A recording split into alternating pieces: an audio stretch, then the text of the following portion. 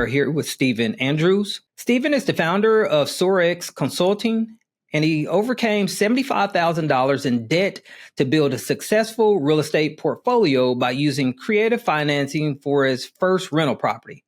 Now owning and managing hundreds of properties, he offers an 11-week course to help others achieve success in real estate. And he also has a new best-selling book out named The New American Dream, a simple roadmap to purchasing investment properties. Without further ado, welcome to the show, Stephen. Thank you so much for having me, Eric. Well, it's my pleasure. I'm looking forward to this. So 300 properties that you're managing. You told me that you were building this portfolio while you were working W-2. So I'm super impressed. I still have W-2 myself, and I'm looking to take some notes and learn along the way as well today. But before we get into that, if you could share just a little bit more about yourself and also how you got started in real estate, that'd be great. Absolutely. Originally here from North Carolina, central North Carolina, between Raleigh and Charlotte, grew up in this area. And grew up in a family where my parents were entrepreneurs. They owned a landscaping business, and so they instilled a drive in me at a very young age. And it didn't dawn on, I wanted to get into real estate until I actually got into college. I took a real estate class my senior year at High Point University, where the professor was an adjunct professor. He was originally from Chicago, and he owned hundreds of rental properties. He owned apartment complexes. And he came into the class and he was essentially teaching people, all right, so you have to virtually buy, through a simulation, buy an apartment complex, make it profitable, do the repairs, everything in the first year. And so very hard to do at times. And so if you were able to do that, you got a great grade. If you weren't able to do that, then you got a bad grade. Well, good thing I got a good grade. I fell in love with real estate in that class, and Dr. Rodriguez just did such a great job. But I fell in love with real estate. And like most people, it took me years to get into it. So, when I left High Point, I went and worked as a retail store manager for about 5 years. It took me about 4 years to actually get into real estate. And the reason why I was scared, right? You try anything new in life, your brain plays these tricks on you. Am I good enough to do this? Do I know what I'm doing? What if my tenant doesn't pay rent? What if they tear it up? I mean, all these different doubts just, hit my mind.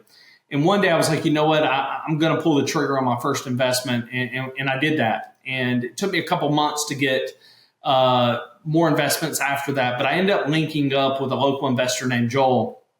And Joel had been in the rental business for years, 20, 25 years at this point. He owned hundreds of rental properties.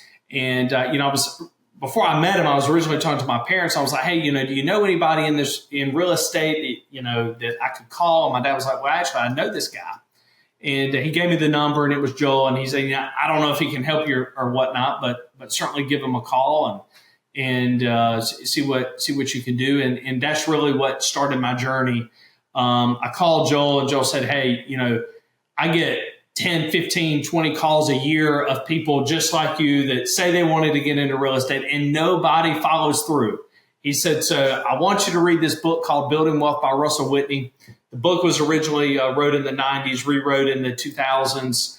And I'm telling you what, it is a roadmap for how to do this business. And that's essentially what I've done over the last decade. And he said, call me once you've had the book read. Give me a call and then we'll talk. Then I'll know you're somewhat serious. And it was several weeks later. I'd gotten through the book. I gave him a call and I said, hey, I'm serious about this. And so, I bought the first several deals, and I was still working retail management, working 10, 11, 12-hour days. And so it made it really, really long days, when you start doing real estate on the side. And it was really the method. He just taught me how to do it the right way. And reading the book as well, Building Wealth by Russell Whitney, really helped me along the way as well with just getting those foundational pieces right, which I know we'll get into here shortly. But and now fast forward a decade, hundreds of properties later, I own rental property, flip houses, loan money. Just wrote The New American Dream, a simple roadmap to purchase and investment properties, which hit many bestseller lists. And then I launched Sorex Consulting as well because I want to help people, the everyday person that has a W-2 job, to get into real estate, because real estate can just change your life so much if you do it the right way. Now, it can also hurt your life if you don't do it the right way. So we got to make sure we get the foundation piece correct up front.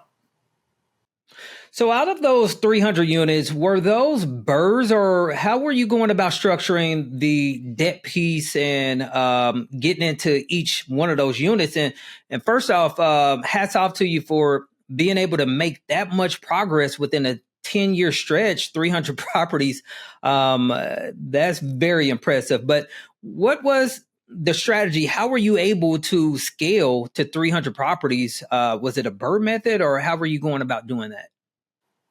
Absolutely. You know, when I was getting into real estate, I didn't know anything about the BRRRR method, right? You know, but it's essentially the BRRRR method. You know, my strategy was buy the worst house on the block, because that creates the most value. You know, you have the biggest upside in buying the worst house on the block, fixing it up, refinancing, pulling the money back out, raising the rent, and rolling that money to the next property. And so, you know, I'll take you through my first deal. You know, I didn't have any money. So I was $75,000 in debt, predominantly student loan debt. I did make a great wise investment as an early 20-year-old, buying a brand new car. You know, just a wonderful investment that has paid dividends over the years, right?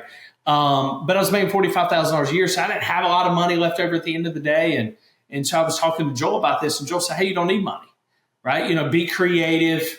I can get you linked up with a banker. You can do this." I tell people I don't have any of my own money tied up in any of these properties.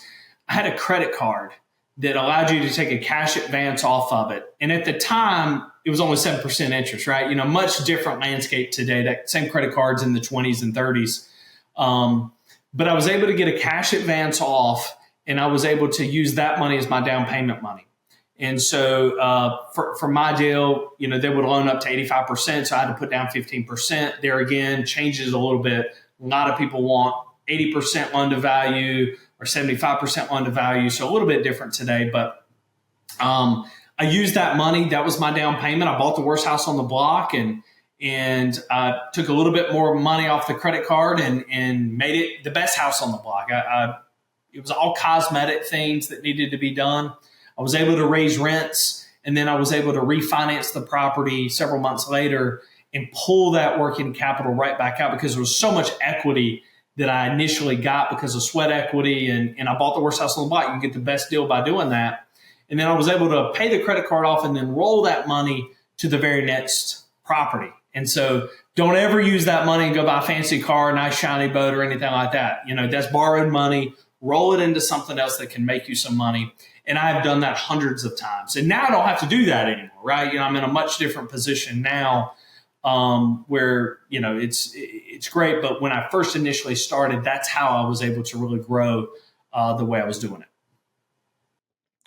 Yeah, that's an amazing strategy, to use a credit card to get into the game and not to have any of your own cash, but using the resource of being able to have a credit card on hand to make the down payment, pull your cash back out, and just repeat that process time and time again. That's a great strategy that you use there.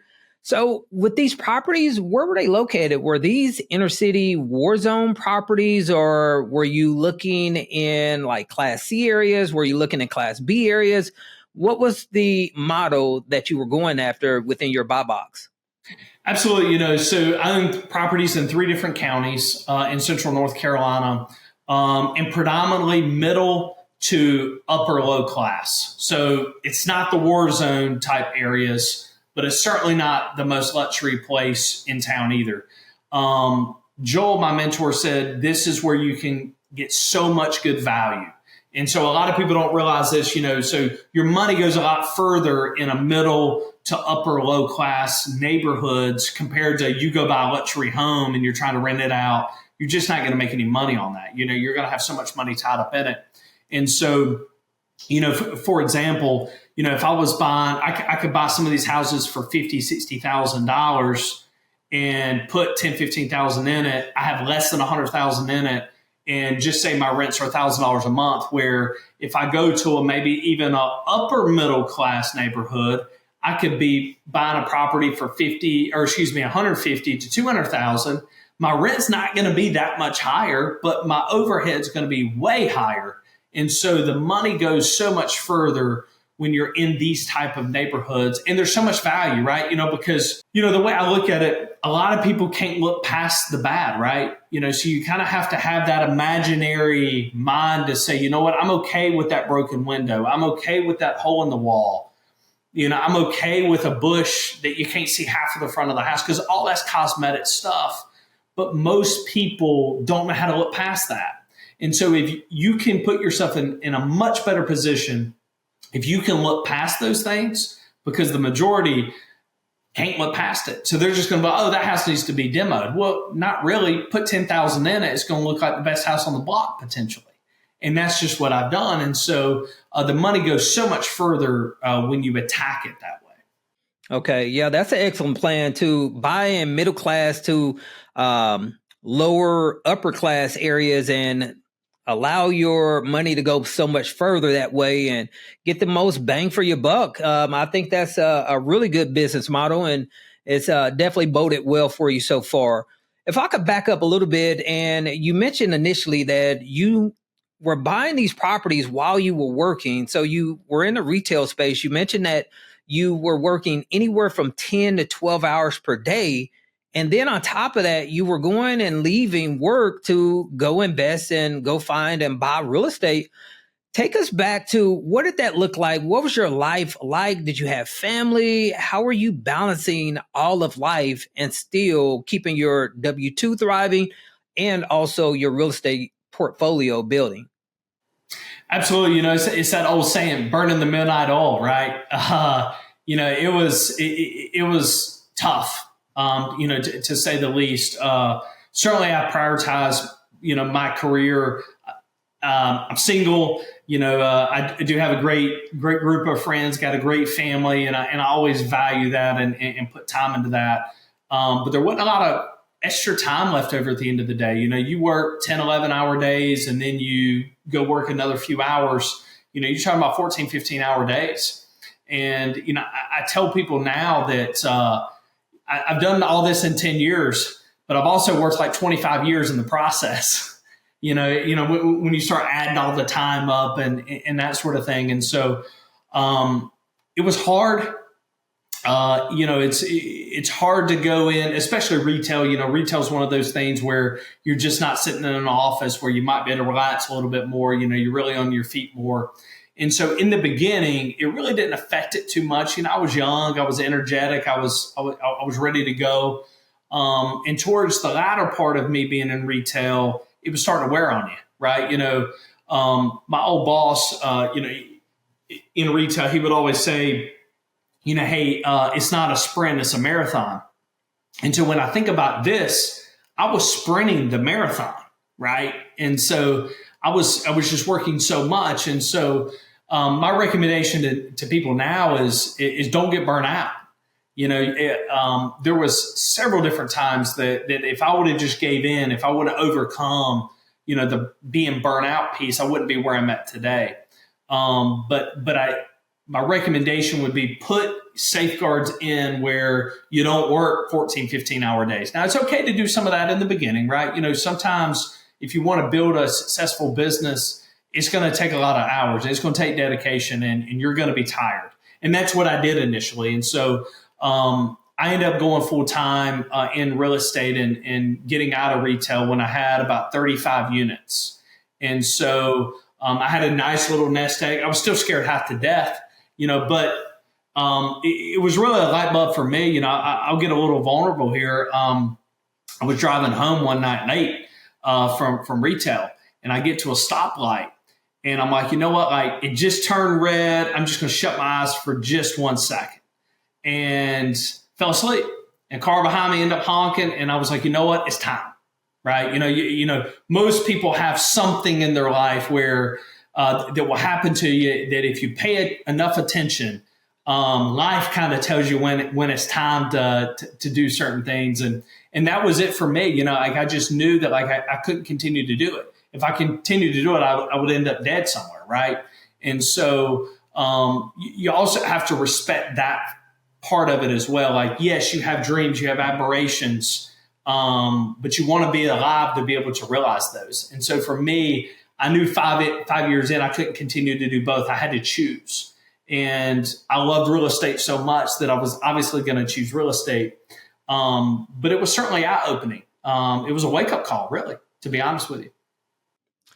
That was actually going to be my next question as to how long it took you before you was able to exit your W-2, but you said 5 years was what it took?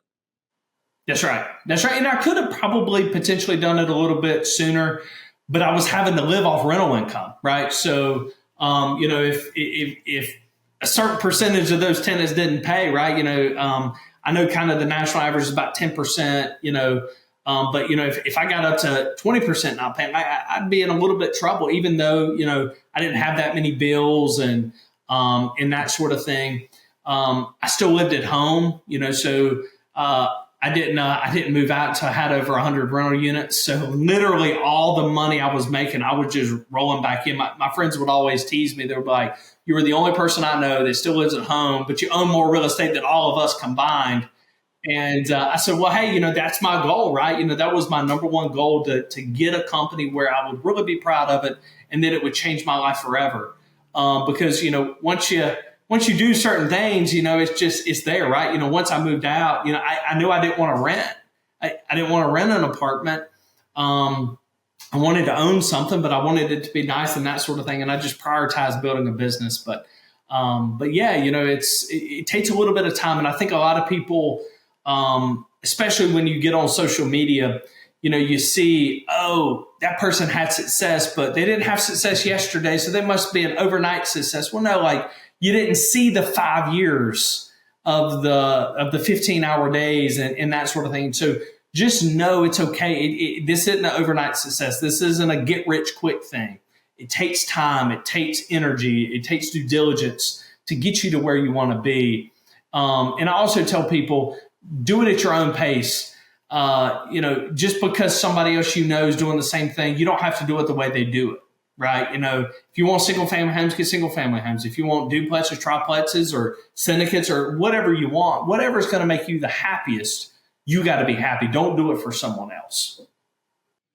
Okay, Stephen, and I want to clarify that these were single family residential properties that you were buying, or some small multifamilies, and that you're the only owner within these properties. So you're not splitting ownership within these transactions? That's right. So predominantly single families, duplexes, triplexes, quadplexes, small apartments, 10 units or less. And yes, I'm the sole owner. There are a few things I do have a 50% partnership in, but very, very small percentage that I just started doing. But yeah, no syndications, no nothing like that.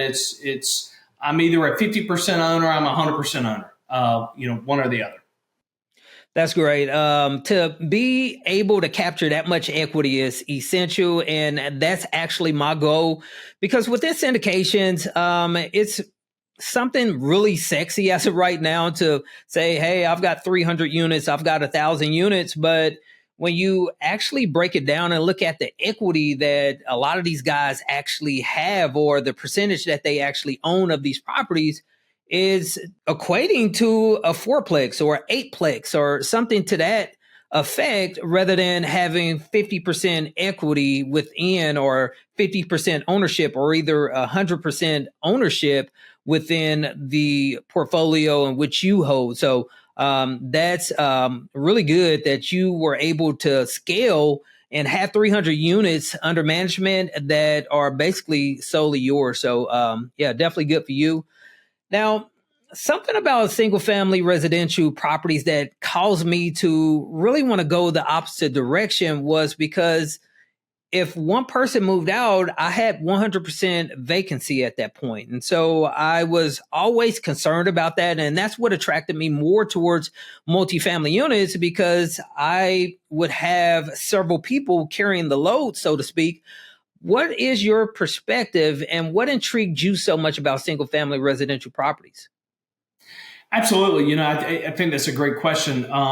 couple different things. So when you look at multifamily, you have one roof.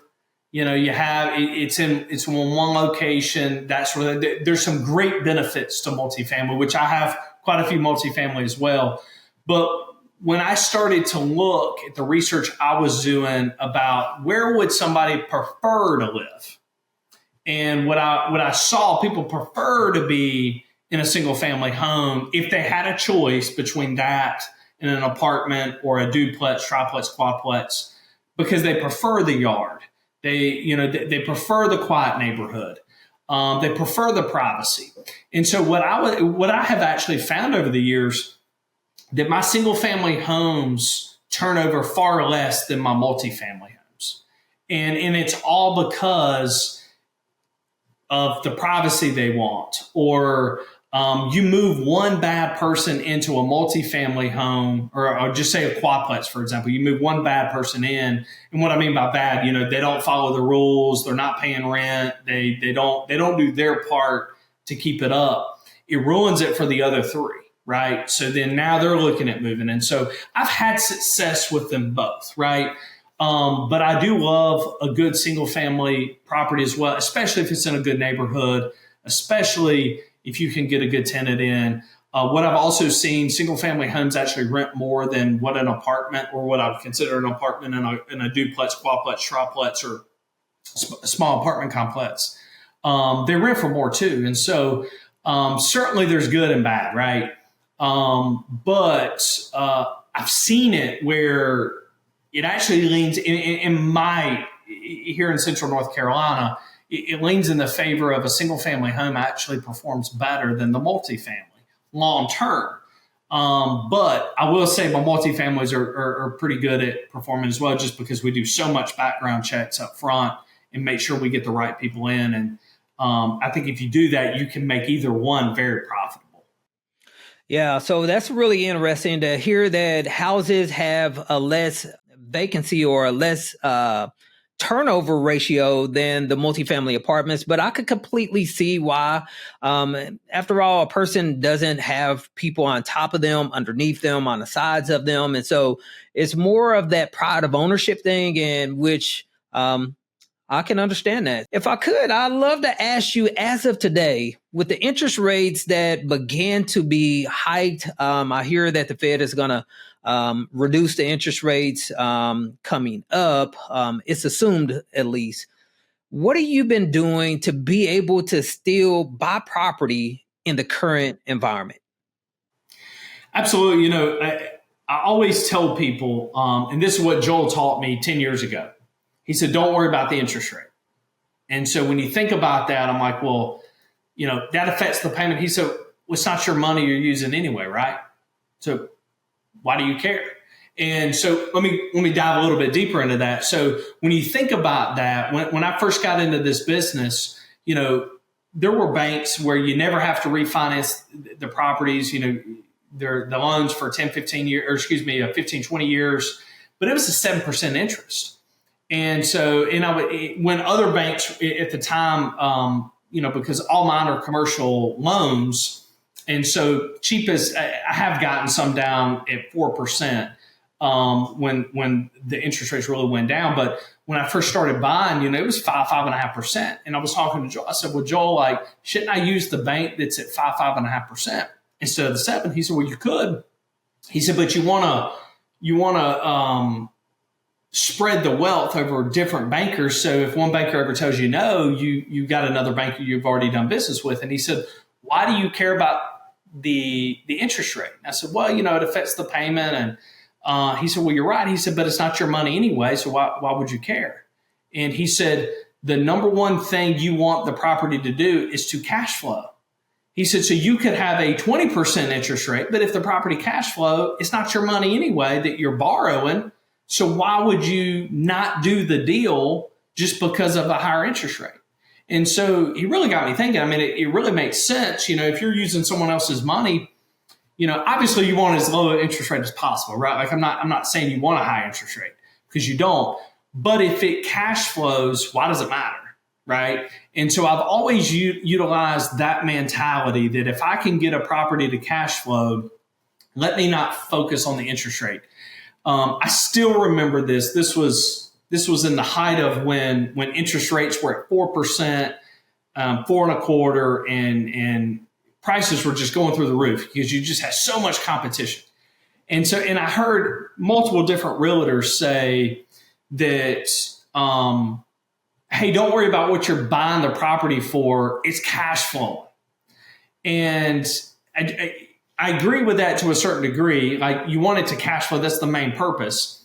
But if you focus on what you can buy a property for, because a lot of people don't realize this, you make all the money on a property when you buy it, not when you sell it. So if you buy it at the wrong price, it doesn't matter what you sell it for. You're just in a bad position. And so I've always said that run the numbers. If you can get a good deal and the numbers make sense, it doesn't matter what the interest rate is, because you're married to the property, you're dating the interest rate, right? Normally you have to refinance a property every 5 years, every 7 years, something like that. And so you can always get a different interest rate, but you can't get a different property because you bought the property, right? I mean, you'd have to sell it. And if you bought it at the wrong price, then you're just not going to make any money. So I would always tell people, run the numbers, make sure that makes sense, and worry less about the interest rate and more what you're buying the property for, what your maintenance will be, what you can rent it for, running those numbers. Are you going to add value to the neighborhood? What is the property going to be worth 10 years from now? And focus more on that and less on the interest rate. And that's what I continue to do. Also, like I said earlier, I'm situated in between Charlotte and Raleigh. I'm not buying any Charlotte properties. I'm not buying any Raleigh properties, right? That's where everybody wants to live that's got a ton of money. And so those real estate prices are through the roof. Go to a suburb. There's still pockets in every single state in this country where you can go find a good deal. Nobody tells you that. Everybody says, well, hey, you want to be in the most popular neighborhood because that's what a realtor wants you to have, because they're gonna make the most money on that. But that's not where you're going to make a ton of money long term. And so you can still find these pockets. And so that's how I'm able to still continue to grow. Find the right pockets, run the numbers, and don't worry about what the interest rate is. Yeah, that's a really unique perspective, to not really pay attention to the interest rate, to make your focus be on what you're buying the property at, and stand outside of the mainstream markets to be able to locate great opportunities. And you mentioned also cash flow. So what are the metrics that you're looking to attain within your average cash on cash return? Do you run your metrics based off of that? I know you said that you're really aiming at 10 years, what the property will be worth here in 10 years, but do you look at like cash on cash returns, or is that not a thing either?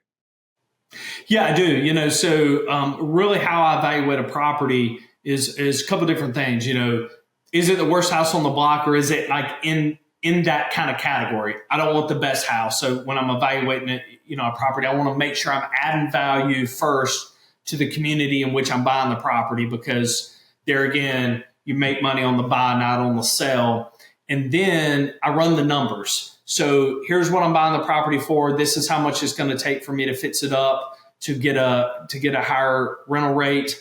And then I look at, okay, and then this is what the loan's going to be. This is how much the loan's going to be. And this is how much my payment's going to be.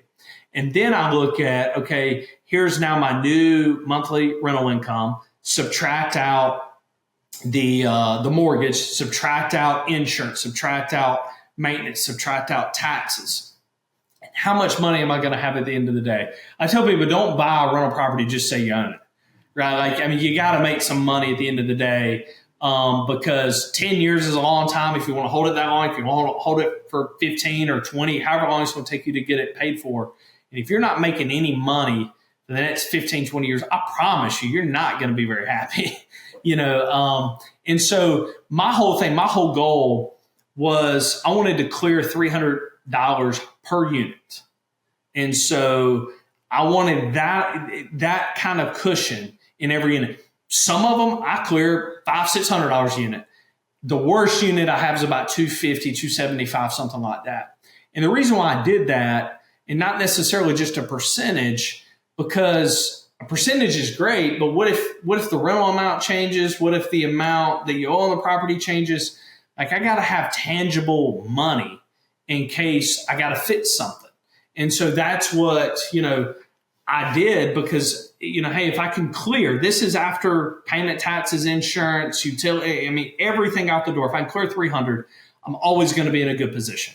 And now I will say this, with elevated prices and interest rates being where they're at, I've kind of adjusted that, where if I'm buying something now, maybe it's at 200, 250, you can still make it work at that amount. But if you're only making $100 a month, you have absolutely no wiggle room whatsoever. If you're only clearing $1,200 a year for one unit, if an AC unit goes out and you got to spend $5,000, $6,000, $7,000, it's going to take you 7 years to pay for that AC unit. And so, it just doesn't make any sense, right? You're going to be spending a ton of your own money. And so that's why you want that built in. And that's why I look more at a dollar amount and less at a percentage. And are you still utilizing the BRRRR strategy? And if so, could you walk us through a scenario or a property that you've recently done that BRRRR strategy with, and just give us some basic details as to how to accomplish that, and from the purchase all the way to the refinancing of pulling your cash out? Absolutely. Now I'm in a great position now where I can pay cash for a lot of what I'm doing. But one of the last ones that I did, I bought worst house on the block. It was $50,000 house. I had to put $25,000 in it. So I had $75,000 in it. I turned around and refinanced it for $100,000. So I was able to put $25,000 in my pocket. I ended up rolling that to the next property. My payment was right around $1,000 a month. But my rent was at $1,800 a month. So whenever I subtract out the payment, I'm already down to $800. By the time you did taxes, insurance, I normally use 20-30% rule for maintenance, depending on how much work I do up front, right? So if we completely overhaul a property, the maintenance percentage is normally a little bit lower compared to, if we only did bits and pieces. But I'm still clearing $275 a month. And so it's a little bit less than that $300, but it's still in today's market, it's still a great deal. Okay. And Stephen, how long did it take you before you could actually refinance it? Was there any kind of seasoning period, or you had held it for X amount of months before you could actually refinance? What did those details look like? Absolutely. So when I first got in this business, you could buy it on the first day of the month, and they would let you, if you had everything redone by the 20th of the month, they'd let you refinance it then. And banks just aren't allowing you to do that anymore. A lot of the banks I'm working with now, minimum 3 months. A lot of them want 6 months. A lot of them want 12 months. And so you just have to really be careful when you're putting money in, because, if it's going to be 12 months before you get your money out, you just got to be careful how you do that and what that strategy looks like. And so when you're evaluating a property, you also have to put that into it, right? Hey, can I personally, if I got $15,000 in this property before I can refinance it, am I in good enough financial shape to leave that tied up for 6 months, for 12 months? And those are some of the questions you really got to ask, and make sure you do all your homework up front. Yeah, great information, Stephen. We definitely appreciate you sharing all these details. We're going to go a little bit further into the show. We've got a portion that we like to call our Moonlight Coaching Round. And typically what we like to do is ask our guests a few questions. If you could limit your response to between 1 to 2 minutes, that'd be excellent. The first question that I have for you is, what do you think every new real estate investor should know before investing in real estate? Absolutely. When you think about building a house, you got to get the foundation right. And so so now you take that into the rental business, get the foundation piece right, do your homework. I highly recommend getting a mentor. The information that you learn from a mentor that's been in the business for quite some time is just so valuable. You don't make the same mistakes they're making because they're telling you what mistakes they made. You might make other mistakes, and I certainly did, but it certainly helps you do the research. There's plenty of books out there. My book's out there, my courses out there. There's other courses. Do the research there. Don't buy a property just to say you own rental property. Make sure it cash flows, run the numbers, make sure it's good. And make sure you have a process in place where you don't burn yourself out, right? So when I first got in this business, I did the old fashioned way. I had a notebook and I wrote down, hey, this is the address and this person paid rent. Get some processes in place. There's plenty of very inexpensive ways to collect rent. And make sure you have all of that kind of in place before you get in the business, and make sure you're protected. Insurance, it's pennies on the dollar compared to if somebody got hurt on your property, or if you're not protected, or if you don't have your properties in an LLC. Spend that money because it will save you money down the road. Excellent answer. The next question that I have for you is, knowing what you know now, what kind of advice would you give a person attempting to get where you are within your real estate journey about balancing business and life? Absolutely. I didn't come to this realization until probably eight and a half years in this business. And I wish I would have known it a lot sooner. But I have a saying that I don't live to work, but I work to live. And so it's a completely different mindset. If you live to work, that's all you care about, right? I just want to go to work. That's what makes me happy. I'm not going to enjoy anything. But I work to live. And that means that everything that I do in a day needs to support how I want to live life. And so, relationships are just so big for me. I have a great friend group. I got a great family. There's things that I love to do. I'm a pilot. I love to fly. And I want to support those things. Well, some of those hobbies are very expensive.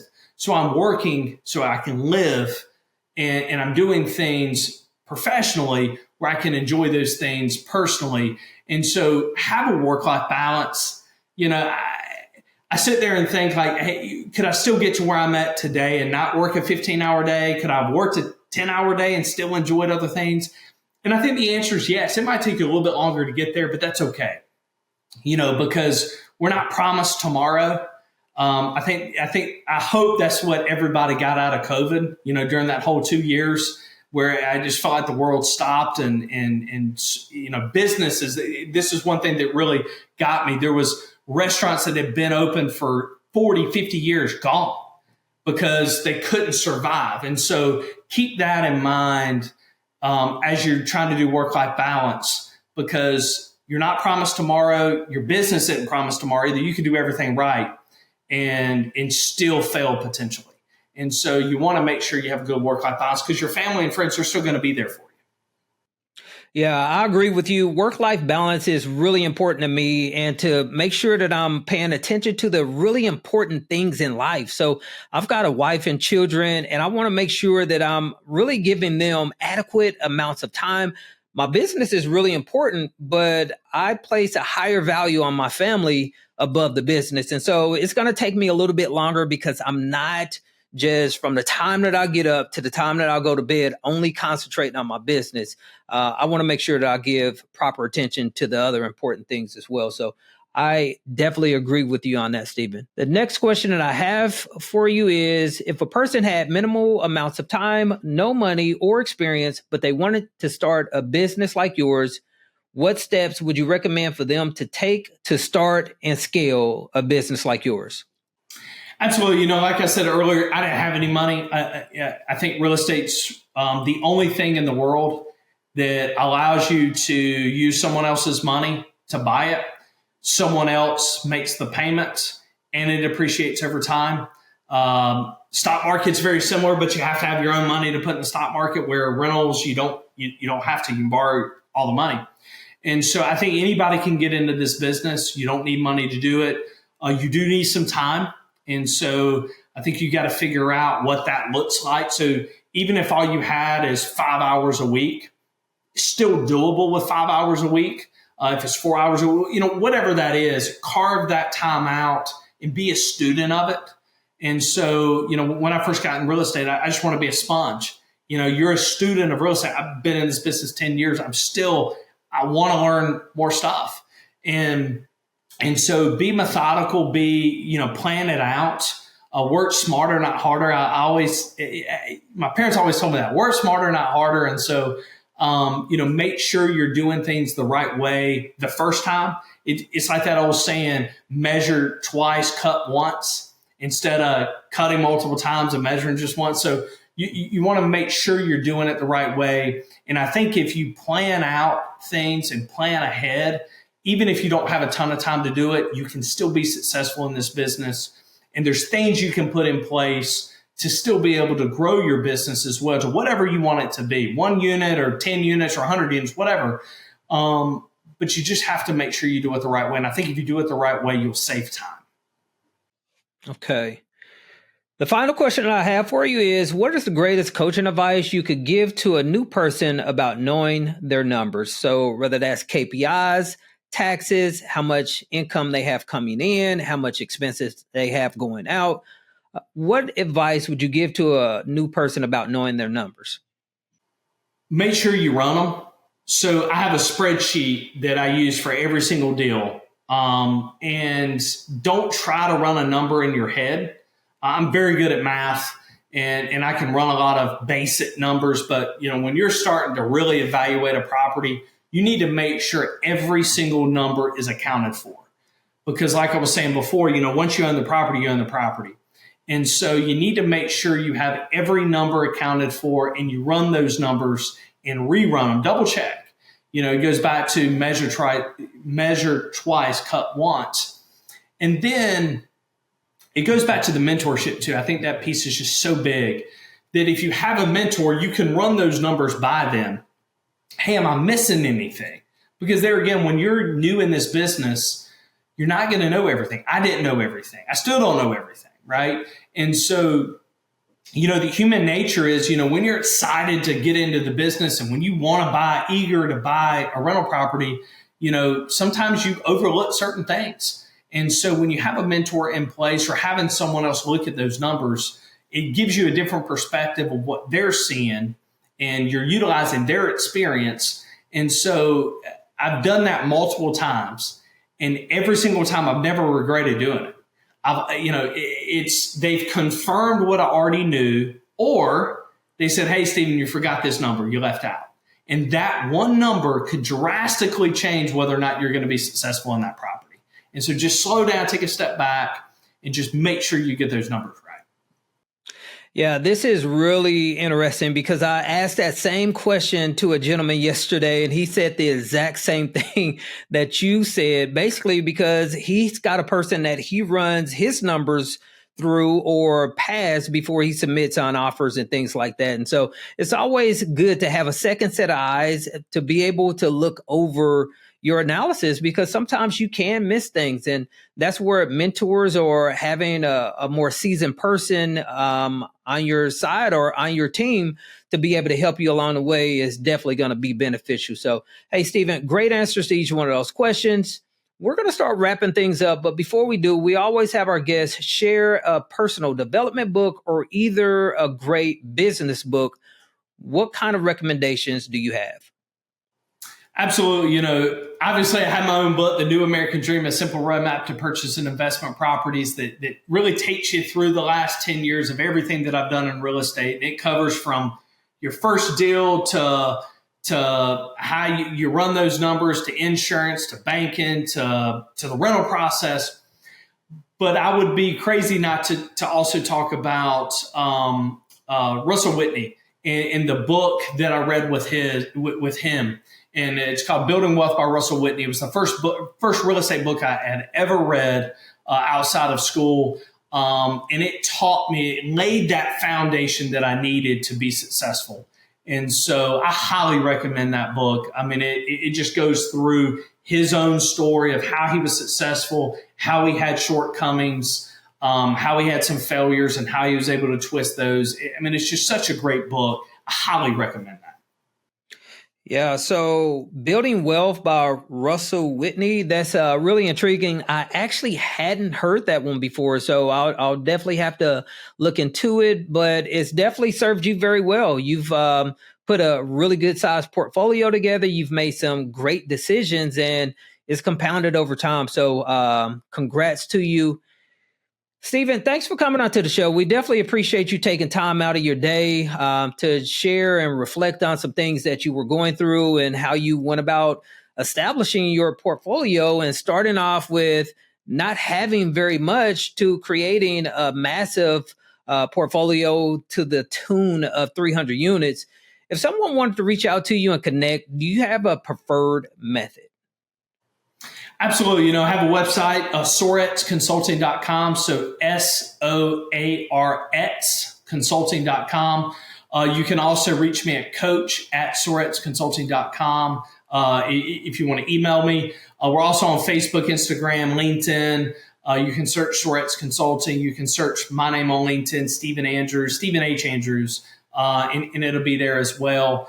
We're out here helping the average person that has a full-time job that's looking to get into real estate. We're looking to change people's lives, and that's my whole thing about just giving back and being able to help people. And we have so many different options. The book's available. We also have mentorship programs. We have the course. We're also doing something really cool that, if you buy one of those, you're actually entered into winning $500,000 towards an investment property. And so that's running through the end of the year. So just some really cool things kind of going on right now at Sorex Consulting. Okay. Well, that's a really great opportunity that you're offering. And I can easily see how you would want to give back after all you were able to get connected with a person that helped you along the way there. But hey, Stephen, you've been a great benefit to our audience today, and we'll love to have you back anytime. Absolutely. Thank you so much, Eric.